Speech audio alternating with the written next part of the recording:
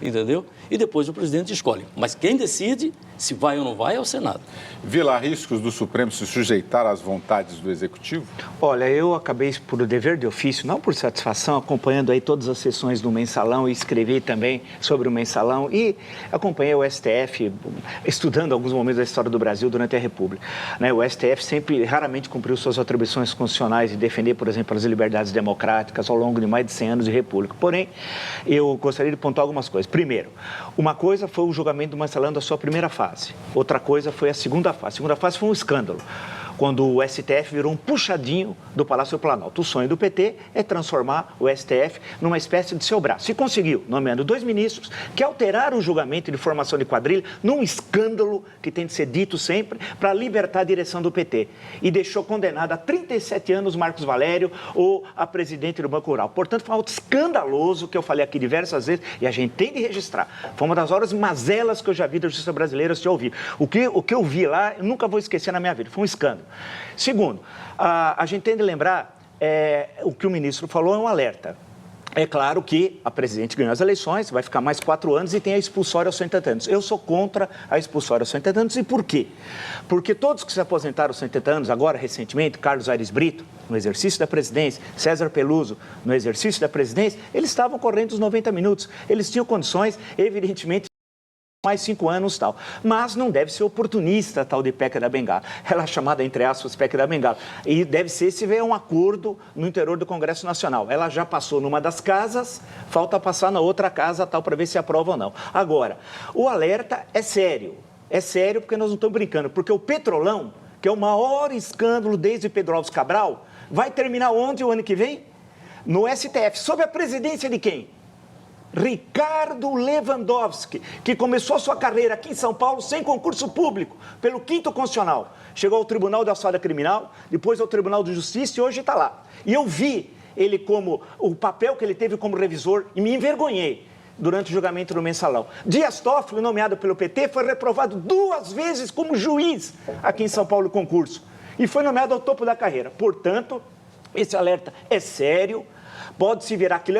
O sonho do PT é transformar a Suprema Corte no seu puxadinho, mas não fará, porque nós estaremos aqui atentos e acho que o povo brasileiro mostrou na última eleição que não é bobo e é importantíssimo manter uma Suprema Corte séria e julgar o Petrolão com o Ricardo Lewandowski na presidência. Eu vou estar atento, eu vou estar de olho nele, espero que todos nós sejamos de olho, prestando atenção para que não seja aquela vergonha que foi a segunda fase do Mensalão. Liberta a direção do PT e deixa, quer dizer, o Mensalão foi feito por Marcos Valério, não foi feito por Zé Dirceu.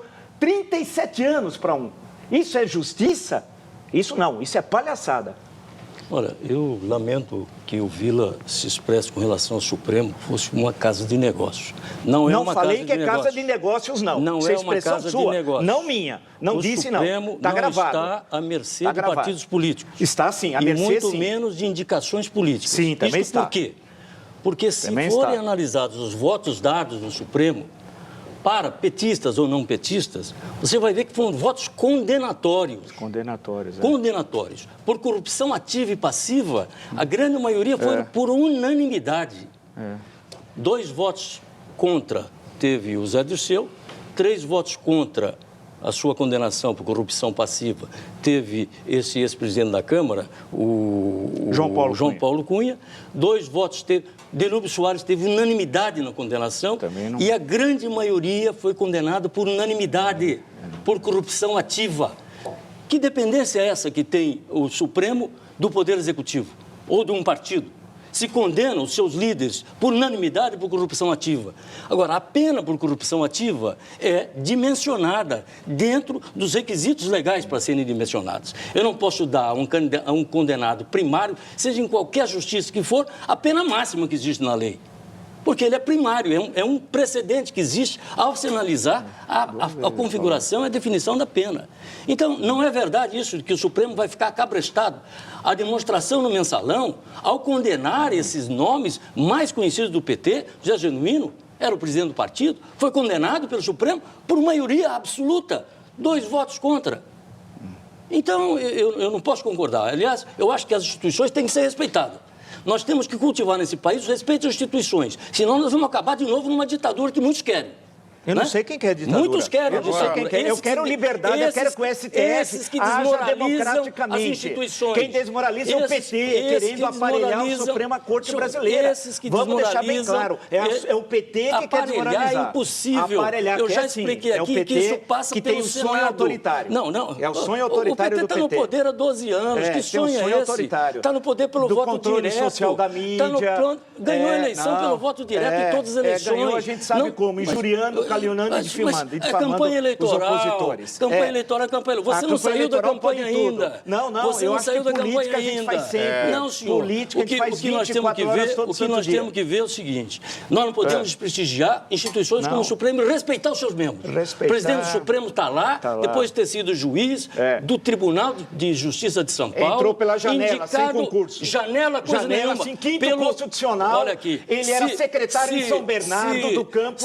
A mãe vizinha da dona Marisa. Ele conhece pouco. Todo mundo sabe muito bem como é que foi. Dias Toffoli reprovado 2 vezes como juiz. Eu conheço muito bem a Constituição. Presta atenção. Conheço muito bem que eu li diversas vezes. Advocacia Geral da União, como Gilmar Mendes veio. Sim, reprovado 2 vezes. Agora, entrou por cima. Eu queria dizer o seguinte, que quem vai pelo quinto da ordem, a ordem é uma das instituições do direito brasileiro. E não deveria ser. E a ordem está na Constituição. Não deveria ser. Mude a Constituição. Corporativismo tem de acabar. Mude a Constituição. Só um minuto, vamos explicar para o telespectador. Quinto da ordem. O que é o quinto da ordem? Do Ministério Público. Quinto da ordem e do Ministério Público estão previstos na Constituição. Então, quando a ordem dos advogados, mediante o processo interno, indica nomes para serem escolhidos, esses nomes passam por um filtro na ordem dos advogados. Imagino. Isso não é entrar pela janela, não. A ordem dos advogados não é janela de ninguém. Não vem você fazer... para de assacar contra a ordem dos advogados. Não quero assim, assacar. Você assaca. Não é infâmia. Não existe isso. Você está fazendo eu sou um advogado, pertenço a essa classe.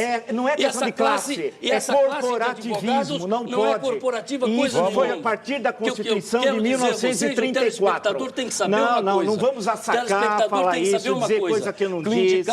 Nada disso. O indicado pelo Ministério Público. É errado. Indicado pelo presidente. São indicados que... Bom, quer mudar a Constituição? Se eleja e vai lá votar. Não. Agora se eleja, vamos para voto para isso. Vamos à frente. Eu não estou fazendo campanha. Vila, vamos à frente. Vamos à frente.